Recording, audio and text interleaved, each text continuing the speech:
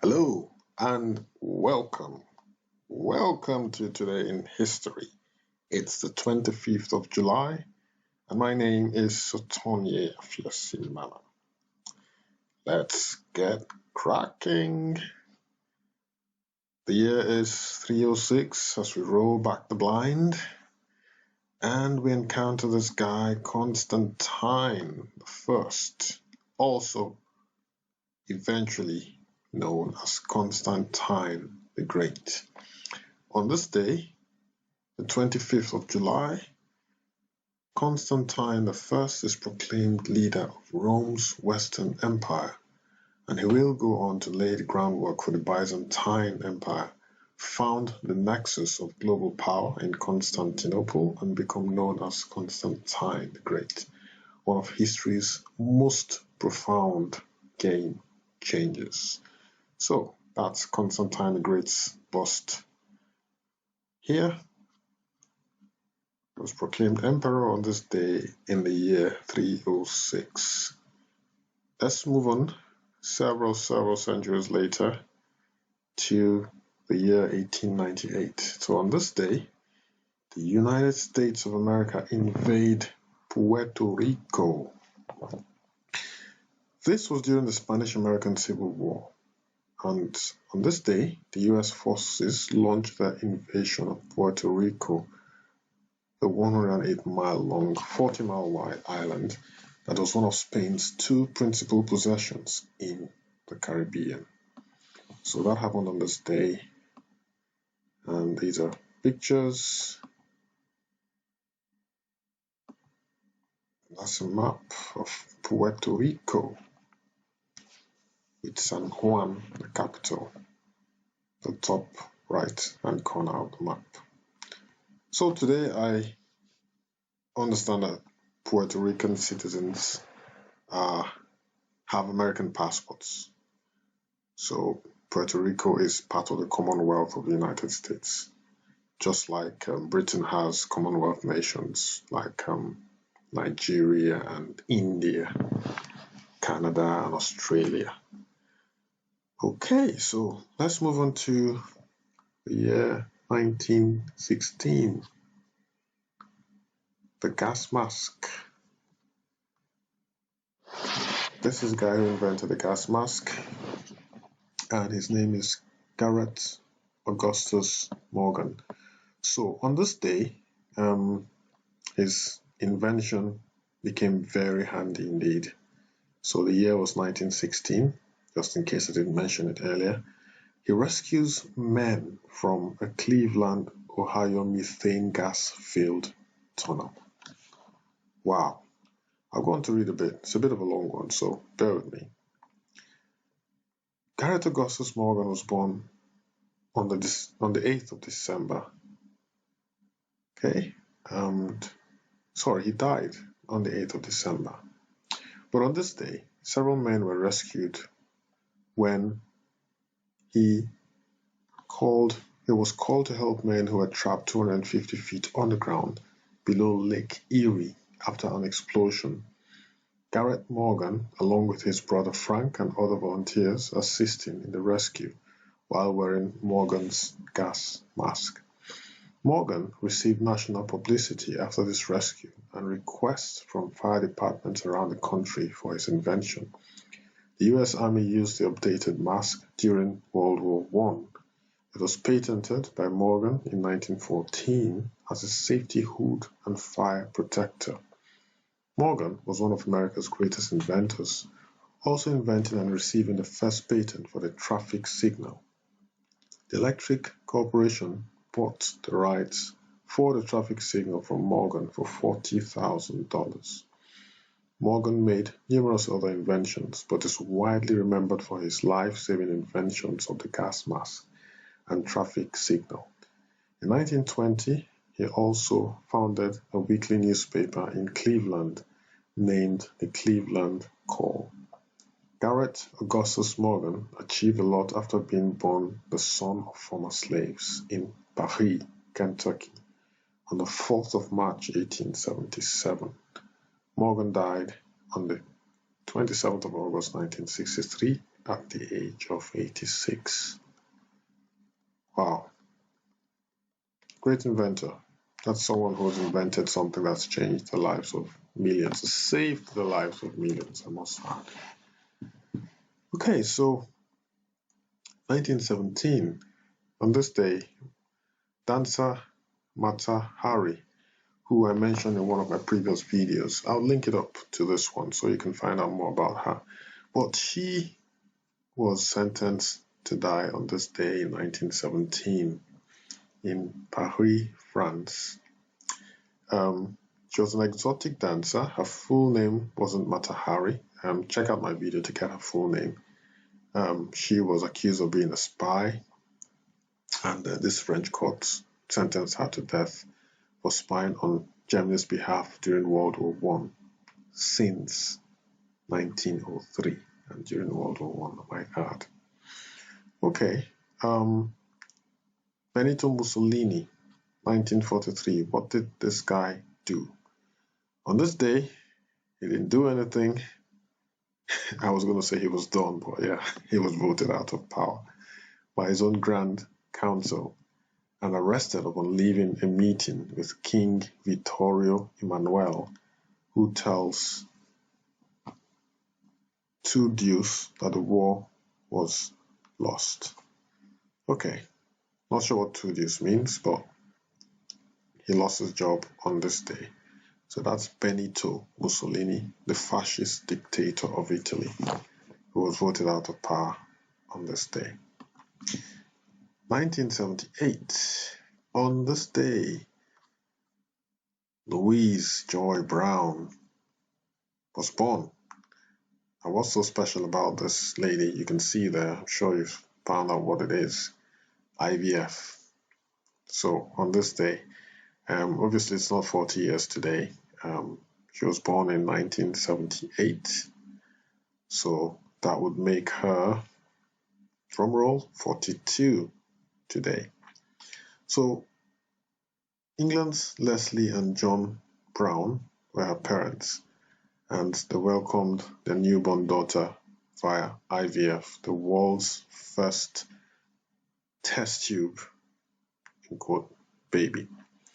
IVF simply means in vitro fertilization. So her parents were not able to conceive, or her mom was not able to conceive naturally.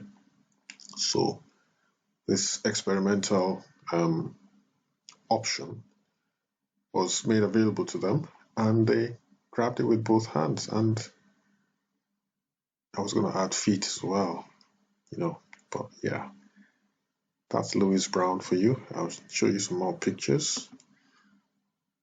So she's 42 today. Happy birthday, Louise. Just going to move this so you can see the newspaper clipping clearly. And then the super babe. Not a sugar babe, but a super babe. And she happens to come from Oldham, a town that I visit at least 4 days a week, because that's on my route to my 9-to-5 job. So I passed through Oldham today as well on my way back from home. Little did I know that that was a history-making town, especially today. So that's Louise Joy Brown, and those are her kids. So she was able to have children naturally. Also, her sister was also born via IVF, and also was able to have her kids naturally as well. In fact, her younger sister had children before she did. Okay, so let's move on to the year 1992, and it's the 25th Olympics. So it's a century of the Olympic Games, because we have the Olympics every 4 years, obviously. So 25 times 4 is 100. So this was the opening ceremonies of the 25th Olympiad held in Barcelona, as you can see from this picture. That happened on this day, 1992. I remember that. I remember the opening ceremony. Yeah, some beautiful women and girls singing, in a choir. I remember that. I was, how old was I? I was young. That's all I'll say. I was young. Okay. Moving swiftly on. On this day in 2000, the year 2000, catastrophic event took place. For obvious reasons, I'm not going to show the pictures, but Concorde jet crashes, killing everyone on board. So it was an Air France Concorde, and it was taken off from Paris on this day in 2000. Most of those on board, most of the passengers were Germans, and they were heading to South America. See what country that was now.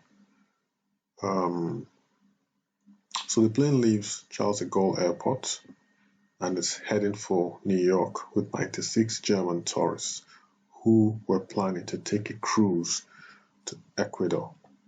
Now, the reason that this plane crashed, I'm going to show you so it's Air France that actually crashed and not British Airways. So that's Air France and that's British Airways. I'll give you a bit of a factoid before the end of this video about the Concorde. So about this trip, so these Germans decided, they were going to fly Concorde to New York, and then from New York they will take a cruise to Ecuador. You might be wondering why Lufthansa didn't fly these guys out. I'll come to that later, or any other airline. So what really happened was there wasn't a fault with the Concorde. The aeroplane that had taken off earlier left some metal fragments on the runway, and so the Air France Concorde, the tires obviously ran over those metal fragments, the tire burst, and then the fragments went straight into the engine, which caused a fire, and then that led to the crash of this flight. So everyone on board died, crew included, pilots included. So the total fatality was 106. So 96 passengers and 10 crew members. The name of the flight was, the number of the flight was 4590. What a sad day. So the factoid about the Concorde was that it was a partnership between the French and the English. So no other airline flew a Concorde. It was just British Airways and Air France. So it was a joint project by the British and the French.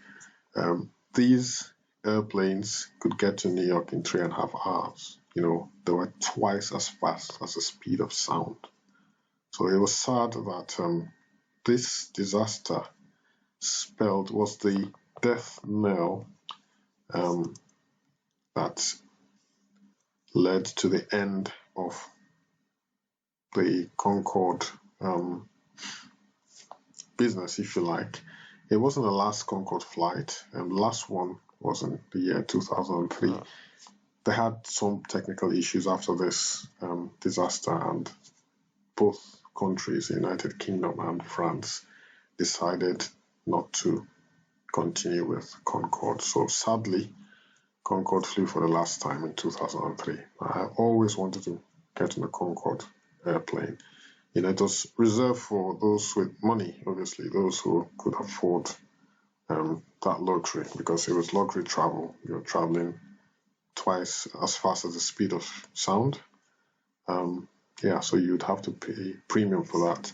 And I'm sure that the airplanes, the maintenance costs would have been really expensive, really prohibitive. Possibly one of the reasons why they decided to discontinue the business, because it wasn't making sense financially. They hadn't had any crash, incidentally, for 31 years in their 31-year history. No crash recorded. And then this disaster. Okay, so on that sad note, we end today in history with a picture of the ill-fated Air France, Concorde Air France, that crashed on this day 20 years ago. Thanks for watching, guys. I hope you enjoyed this video. If you've got any suggestions on how I could, improve my videos, I'm all ears. Drop me a comment in the comment section below. Like I said, I appreciate you watching, and hopefully I'll see you again tomorrow for another edition of Today in History. Give me a thumbs up if you like the video, and also consider subscribing as well so that you receive updates of my video uploads. Stay safe, guys, and I'll see you tomorrow for Today in History. Bye.